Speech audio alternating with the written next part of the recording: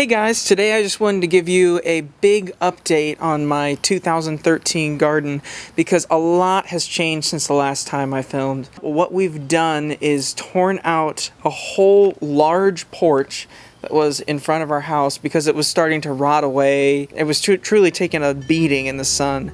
So we tore it out completely, but then we have this giant sand pit that we don't even know what to do with. All of a sudden, it hits us, well, why don't we make a raised bed vegetable garden? So now, thanks to the help of my dad, we have this quaint little vegetable growing area right directly in front of our house. I'm growing all things that grow in the subtropics during the summer in this bed. In these other beds over here, I'm going to be growing stuff that doesn't necessarily grow in a subtropical climate, stuff we can only grow in the winter.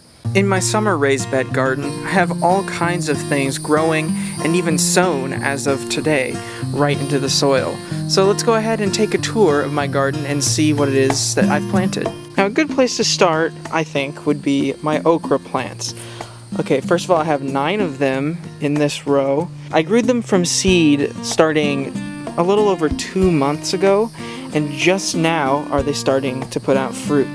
This is the second okra pod I've seen on all of my plants. And right above here, you can also see that there are numerous flower buds getting ready to open. For those who've never grown okra before, the flower buds look almost exactly like the okra fruit. As you can see right here, we have an actual okra fruit, and then right here we have an okra flower bud. And as you can see, they look hardly different. Now, one way you can tell them apart is that the okra fruit will look very fuzzy, and the flower bud will not, which is nice. So that's a giveaway.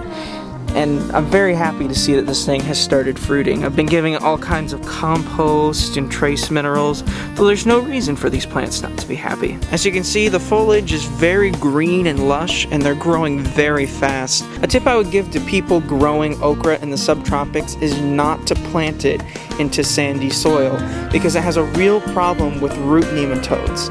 Other than that, okra has no problems growing at any time in the subtropics. No matter the humidity, no matter the heat, okra is extremely tough. But I have had to water these things like crazy. If your soil is really well drained, you're gonna have to water your okra a lot. Right here in the very front of my raised bed, we have some Caribbean red papaya trees. Now I'm pretty sure that these are asexual papaya trees, which means that they will self-pollinate and produce fruit on their own. As you can see right here, we have some flower buds starting to form. And whenever a papaya tree is too young to produce fruit, it will just drop the blossoms. So if any of you watching are growing papaya, do not worry about that. Once they get older, the blossoms will start to develop just fine, and the tree will start to produce fruit. Unless, that is, you have a male tree. Now, if you have a male papaya tree, the flowers coming out of the stalk will not look like this. Instead, a large stem will come out, and it'll shoot flowers out in every direction within probably a 5 or 6 inch aerial space around each leaf branch. So obviously this tree right here is either asexual or female because it's getting single flowers close up to the base of the tree. Now, when I initially received these papaya trees, they were bare root. They were about 8 inches tall. They had maybe and some of them had 1, 2, and 3 leaves. I just wasn't even sure if they would live or not. When I brought them home to pot them up, it was 40 degrees outside, and these plants do not like that kind of weather, so I thought for sure that they were going to die, but sure enough, here today, these trees are 4 to 6 months old, and they're doing fantastic. Right here, hidden amongst the papaya trees, we have my sunflowers. What I have to say about sunflowers is, first of all, that my experience growing them has been great. They've grown extremely vigorously without the need for organic pesticides, even fertilizer. I've just given them compost and they've taken off. Through wind and rain, they have not tipped over, and they've been extremely strong. What these ones decided to do was stay a little shorter, about 3 feet tall, but they produced multiple heads, which is very interesting. If you live in a hot and humid climate, grow sunflowers because they're extremely hardy, they give you something to eat as the final product, and they look awesome. Right behind the sunflowers in my garden, we have miniature blue popcorn. Now there's honestly not much I can tell you about this corn other than I've never grown corn before, and this corn seems to be doing really well.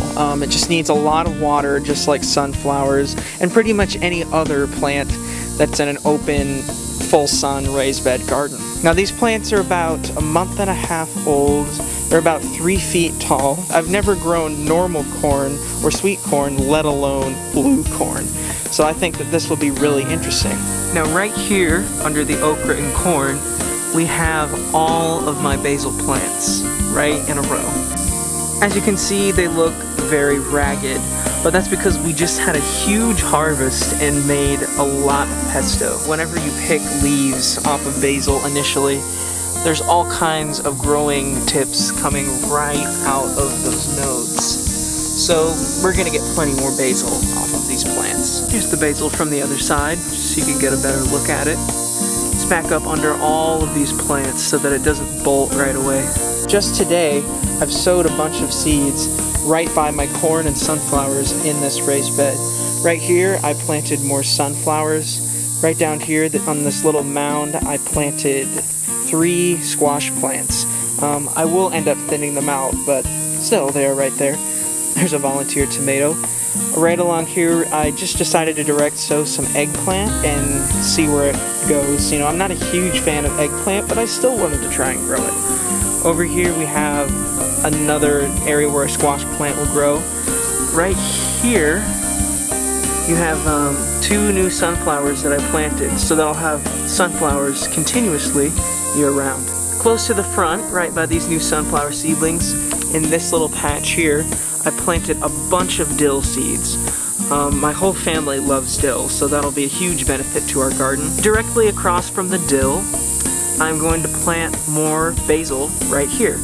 Over there is the original basil. It's going to come all the way over from that line and fill this entire area.